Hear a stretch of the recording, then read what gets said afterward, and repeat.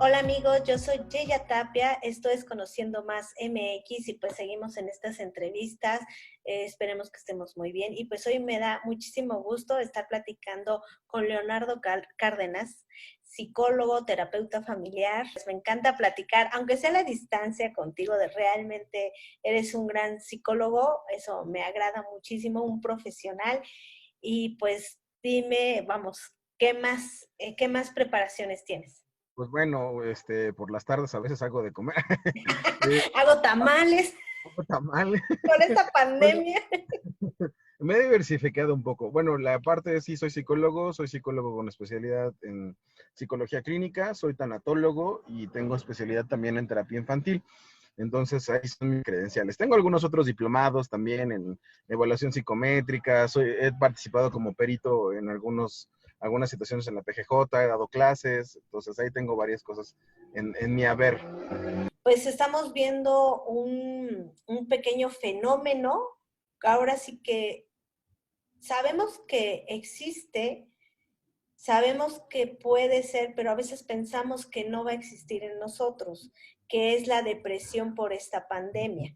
Una primera, ¿qué sería la diferencia entre una depresión como denominada clásica y una depresión por esta pandemia, vamos, por este encierro que pues en unos mesecillos, ya estamos a casi un año de que muchas de las personas permanecen encerradas o pues por ejemplo los niños, los adolescentes, las mamás pues están tomando clases en línea, otros siguen haciendo home office. ¿Qué representa esa depresión? Ok, mira, te comento. La depresión clásica, como la entendemos, digamos, de manual, tiene que ver con cuando la persona o el paciente presenta un cuadro donde hay desánimo, donde hay pérdida de las ganas de hacer cosas, no tienes motivación para poder seguir o continuar con tus actividades laborales.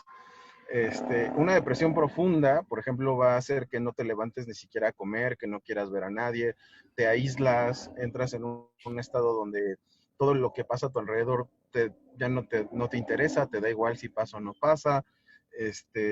Digamos que también vas a un punto donde no logras conectar con las cosas que usualmente te gustaban, ya no conectas con ello, y eso es como un cuadro de una depresión clásica. Ahora, ¿qué es la diferencia entre eso y una depresión reactiva? Yo le podría llamar como una depresión reactiva en este momento, que es la que podemos estar cursando, tenemos elementos, por ejemplo, de enojo, de frustración, de ansiedad, de angustia, que al final del día todos van vinculados. Te explico por qué. Las emociones tienen una función y la función es adaptarnos a un medio. Entonces el cuerpo siempre te va a estar generando emociones para que tú seas capaz de poder tomar decisiones con base a una sola regla, que es que te mantengas vivo y que sigas adelante. Esa es la Entonces idea. el instinto de sobrevivencia. Exactamente. Entonces las emociones tienen ese papel. Entonces cada emoción te va a mantener a salvo de que tú te mantengas con bien. Sin embargo, cuando las emociones aparecen, no siempre aparecen las emociones tal y como son, vienen acompañadas de una máscara. ¿Por qué? Porque ya estamos atravesados por una situación cultural. Es decir, ¿qué es mejor visto? Que de repente alguien me vea llorando en mi auto y que de repente alguien vea que se me salen las lágrimas, o que de repente vean que voy gritando y diciendo de cosas y que entonces me vean enojado. Es socialmente más aceptado la parte del enojo que la parte de aceptar que estoy triste.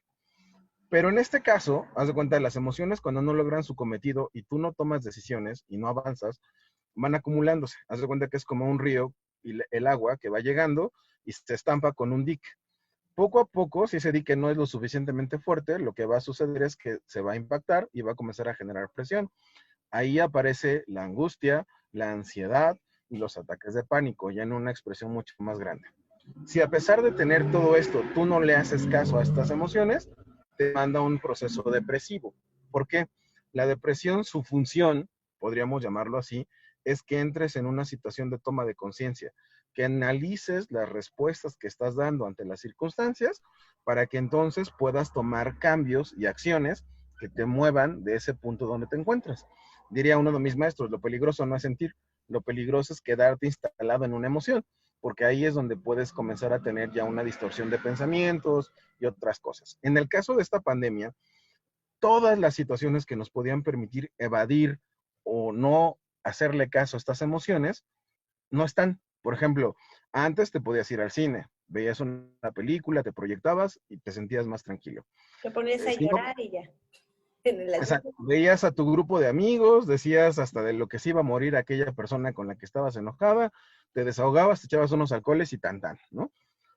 Pero ahora no está eso, ahora no puedes estar en ese punto. Luego, número 3, por lo regular el salir, el caminar, el entrar en contacto con un camino, con un trabajo, con ir a un lugar, te da un sentido de pertenencia.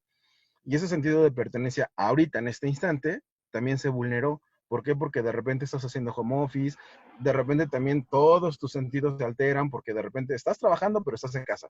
Entonces tu cerebro de repente no asimila toda esta parte.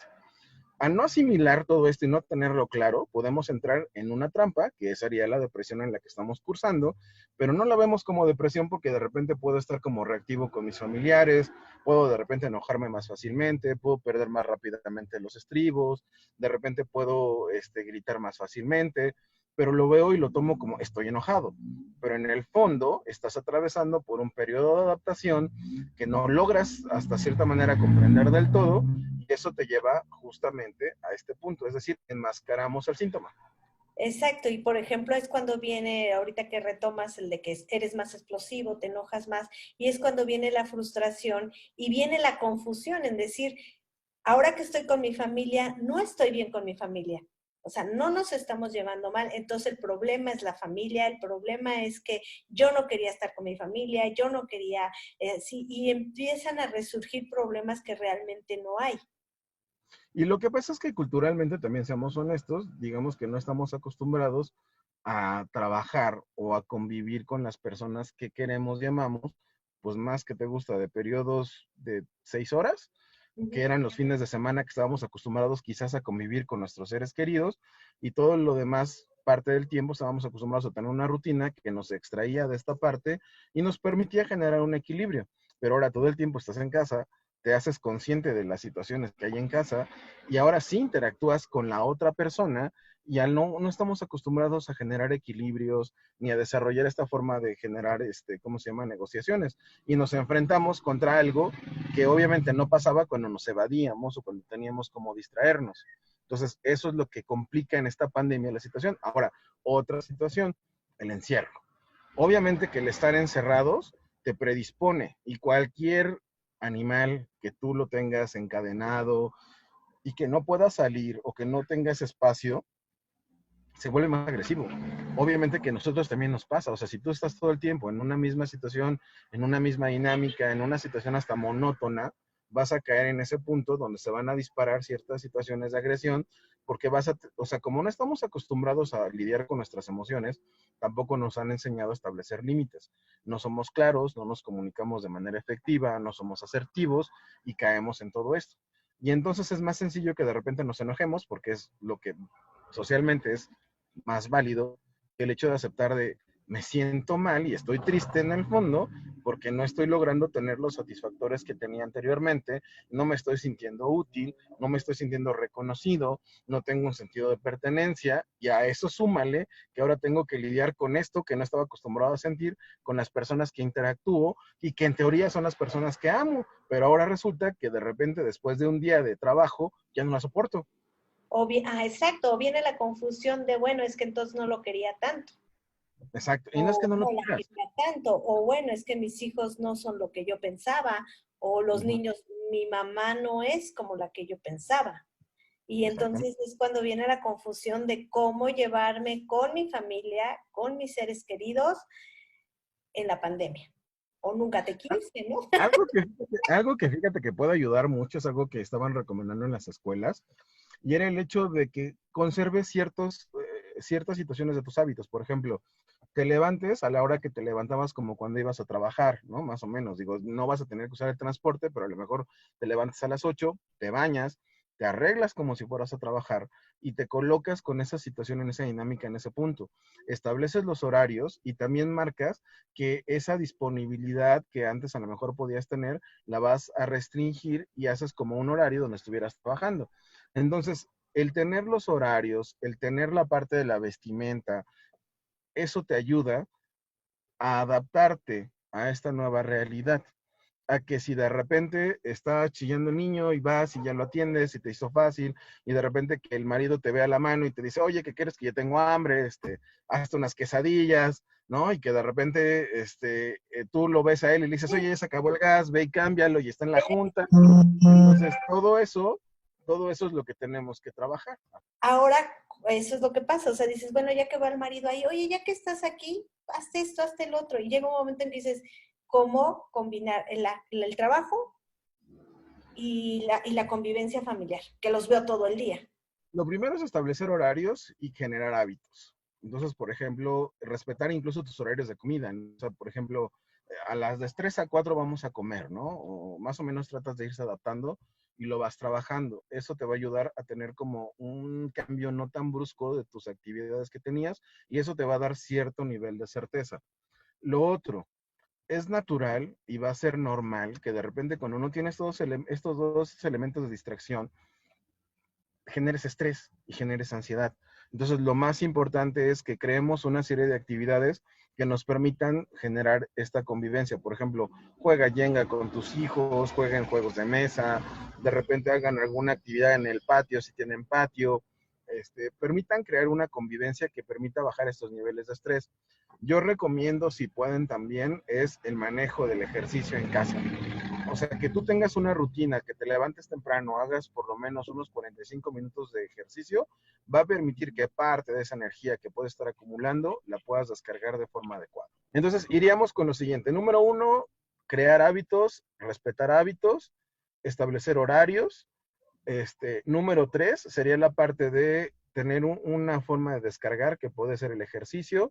Número cuatro, crear actividades que fomenten los lazos o los vínculos, que sean actividades, juegos de mesa, o cocinar, o hacer repostería, o algo que les guste, que sea divertido, que no sean nada más las actividades de la casa, porque otra cosa que también nos pasa es, como estamos en la casa, entonces nos enfocamos en la casa, y que pinta, y que barre, y que trapea, y que así, que todo, o sea, sí, pero todo tiene que tener un horario y un espacio para que entonces te permita o le des a tu chance a tu cerebro de darse cuenta que sigue teniendo una estructura y que entonces ya no es un desbarajuste. ¿Por qué? Porque al final del día la idea de la casa es esto. Si bajas a trabajar en pijama, tu cerebro, aunque tú no lo creas, no asimila que estás trabajando y eso te va a influir.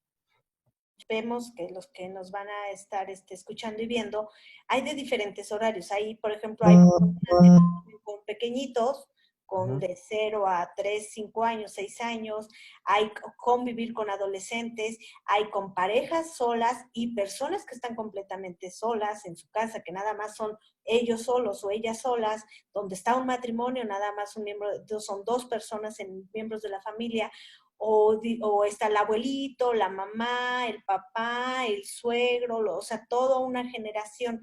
¿Cómo hacer esa combinación de roles y de actividades y que no haya ese encontronazo, ese sentimiento de, híjoles, no me organizo? Yo creo que lo primero es como irte con tu familia nuclear, ¿no? O sea, con los que sí son como tu núcleo más cercano y con ellos establecer esta parte, crear un diálogo y establecer la parte de los horarios.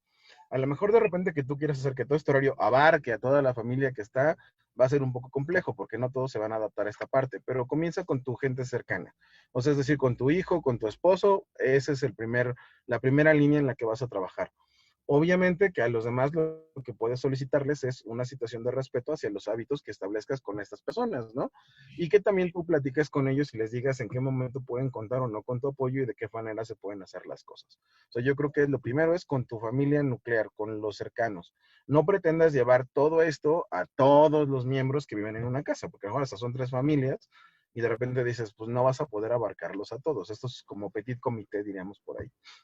En el caso de a veces, bueno, que es la mayoría, yo creo que del 70-80% de los hogares mexicanos, ¿cómo hacemos para que no se le cargue la chamba a la mamá o a la Yo abuelita? creo que justamente esta parte de entender que estamos en un proceso de establecer roles y de crear hábitos es darnos cuenta justamente de que todos tenemos derecho a un tiempo de descanso, a un tiempo que nos permita justamente ajustarnos. Entonces, desde ahí partes y dices, a ver, si yo quiero tener una mujer más sana, más abierta y más estructurada en el diálogo, me conviene invertir 1 hora de mi tiempo y distribuir parte de lo que ella hace para que ella también tenga esa opción de distraerse y de tener elementos que le permitan a ella descargar ese estrés o esa situación.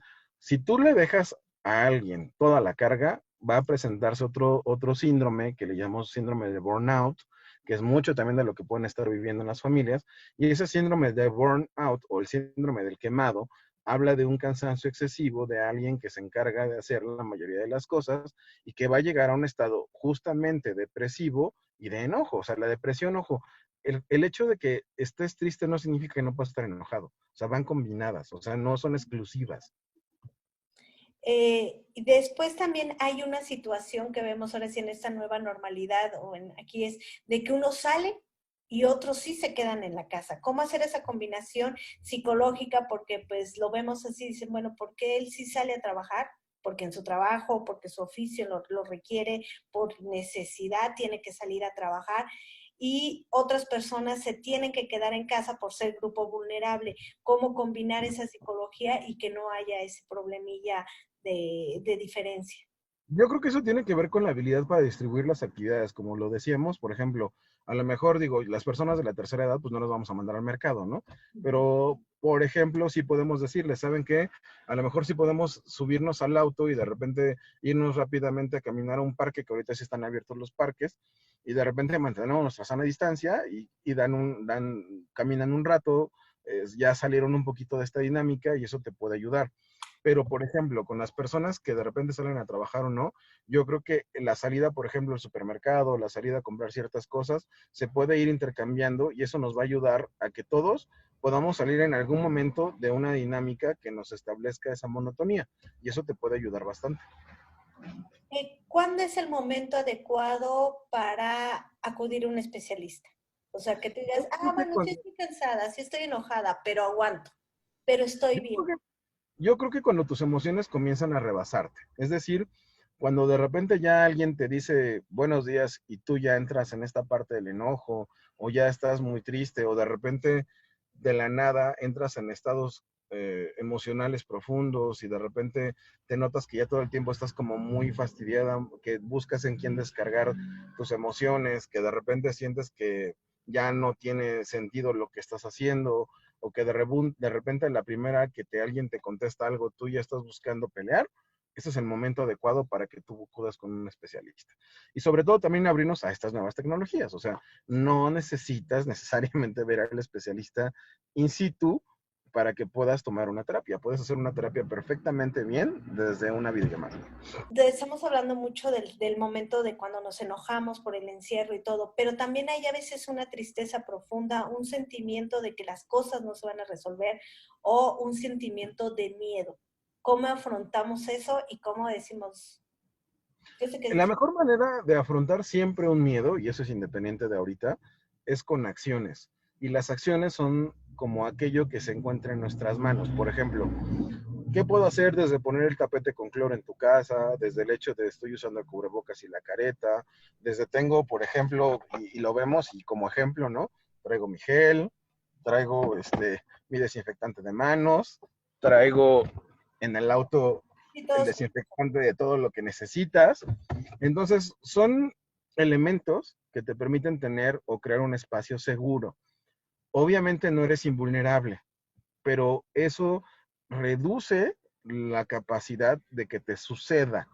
Ojo, eso es lo que tenemos que entender. La intención del miedo no es que evites hacer las cosas. El miedo te dice, sé precavido, sé y toma las acciones necesarias para evitar en la medida de lo posible que te pase.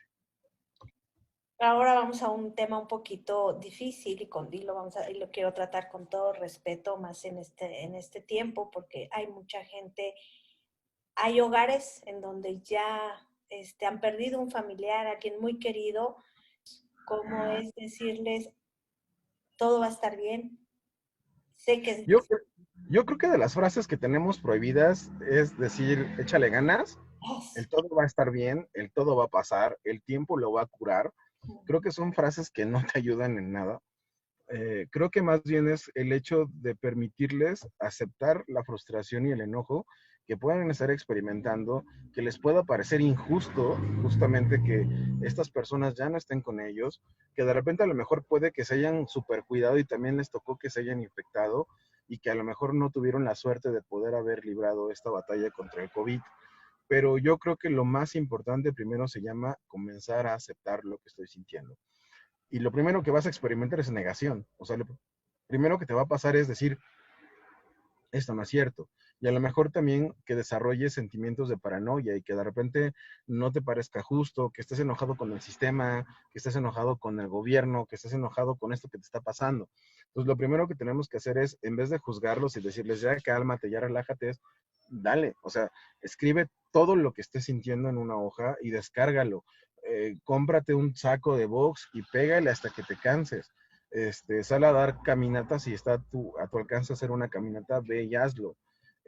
Tómate un tiempo, ojo, ¿qué significa esto? No significa que no lo sientan, pero comienza a ser como más funcional tu sentimiento, es decir, establecete ciertos horarios para poder descargarte. O sea, es por ejemplo, si te dan ahorita ganas de llorar, va perfecto, hasta que te canses. Pero conforme vayan pasando los días, te vas a dar cuenta que van a haber periodos. Entonces, pones un momento, acércate a las fotos de tu ser querido, acércate a las cosas de esa persona y date un chance a cierto horario de tocar ese sentimiento y de tocarlo en profundidad para que poco a poco esa sensación comience a llegar a una etapa de aceptación. Entonces yo creo que eso es lo que más nos puede funcionar en este momento. Aceptar que tenemos todo el derecho del mundo de estar enojados, de estar molestos, de estar inconformes con lo que está pasando. Y obviamente tener las acciones que nos permitan descargar esa emoción. Pues, pues muy, muy bonitas palabras. Realmente, efectivamente es difícil saber qué decirle a alguien que está pasando esa situación. No sabemos qué decir porque también nosotros tenemos ese dolor por él, por lo que está viviendo, por ella y también un poquito ese miedo de que también nos pueda pasar a nosotros, ¿no? Que pueda suceder. Exacto, algo que también nos está pasando en este momento es que ese contacto tan cercano con la muerte nos vuelve hasta cierta manera muy aprensivos. Pero más allá de volvernos aprensivos, yo creo que el problema en sí no es la muerte.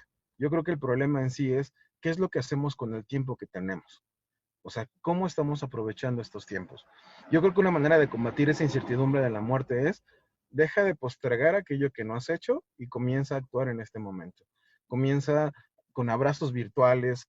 Hay muchas formas de expresar el amor, el cariño que puedes tener por alguien, muchas muestras de afecto que puedes tener que no necesariamente se remitan a lo físico. Hazlo. Aprovecha tu tiempo, sé productivo, haz lo que te has propuesto hacer. ¿Por qué? Porque lo que nos confronta con la muerte es la sensación de ese fin, pero el fin no es justamente eso lo que nos preocupa. El fin es todo lo que no hicimos en el periodo que estábamos vivos. O sea, creo que eso es lo que de repente nos puede crear frustración. Pero ¿cómo entonces, cómo manejas esa parte en donde dices, quiero seguir haciendo, tengo esta meta o este sueño que cumplir, pero tengo que estar encerrado? ¿Cómo dices, Bueno, me siento frustrado? ahí es donde nos situamos en las metas realistas. Es, por ejemplo, si yo te dijera, es que ya se me antoja irme ahorita a la luna y dile a uno de tus amigos pilotos que me trepe un F5 y me acerque lo más que pueda. O sea, y me vas a decir, Leo, ni siquiera hemos checado tu presión arterial para saber si te da o no te da para la experiencia que quieres. Entonces, primero comencemos con metas a corto plazo y muy concretas. Por ejemplo, Leo, ¿quieres hacer eso? Pues bueno, comenzamos por tu estado físico, ¿no? Cuidemos tu colesterol, veamos tu hipertensión, veamos si puedes lograrlo. Son cosas que puedes hacer en este momento. El truco es, para no experimentar una frustración tan compleja, tienes que establecer límites alcanzables. O sea, límites alcanzables es, bueno, ¿qué sí puedo hacer ahorita? Pues no sé, leer un libro, puedo checar información en la red, puedo tomar cursos en línea, puedo a lo mejor caminar cerca o sea, son metas que deben de ser alcanzables. Esa es la clave para no experimentar estos niveles de frustración, porque de repente hoy quiero, a lo mejor yo hoy insisto en que quiero entrar a un antro, ¿no? Y Ajá. quiero escuchar la música electrónica como antes la escuchaba porque eso me súper relajaba. Pues bueno, cómprate unos estrobos, unos LEDs, pon en tu casa la música y hazlo, imagínate que estás ahí. Yo creo que lo primero ahorita es mucho lo que nos permite en este momento la pandemia es imaginar. Imagina, utiliza tu imaginación, date la oportunidad de vivir eso desde tu imaginación. Fortalecer la imaginación, porque yo creo que eso es lo que le pasa a toda la gente que hace fiestas, que está haciendo reuniones, que con, perdón que lo diga así, que son irresponsables con su salud y con la de las demás personas. Yo creo que eso es lo que está pasando con la psiquis de esas personas, que uno se enoja y dice, ay, es un tal por cual, o cómo posible que es. Pero yo creo que eso es lo que les está pasando, ¿no? Fíjate también que es un estado de negación y sería importante decirlo. A veces estamos viviendo un estado de negación donde no aceptamos lo que estamos viviendo y eso nos pone en riesgo porque al final del día es como, no, a mí no me va a dar. Bueno, Leo, pues muchísimas gracias. Realmente me dio muchísimo gusto platicar contigo, que me regalaras estos minutos. Esperemos seguir haciendo este tema. Pues gracias, bonita tarde y nos vemos.